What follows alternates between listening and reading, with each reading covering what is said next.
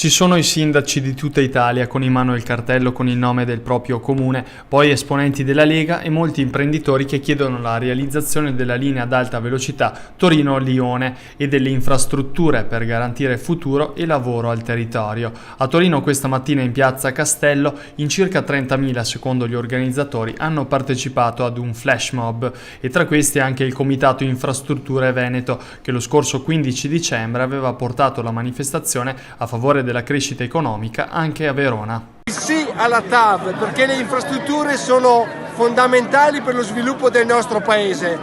Siamo tutti insieme perché la TAV non è un puzzle, è nell'interezza che dà il suo valore. 2000 anni fa i romani hanno costruito l'impero con le strade. Le strade del 2020 si chiama alta velocità, alta capacità. Per quello il Veneto è qui, tutto il Veneto, siamo da Padova, da Vicenza, Rovigo. Abbiamo anche i colleghi di Vicenza appunto per dire sì alla TAV, sì al lavoro, sì al futuro.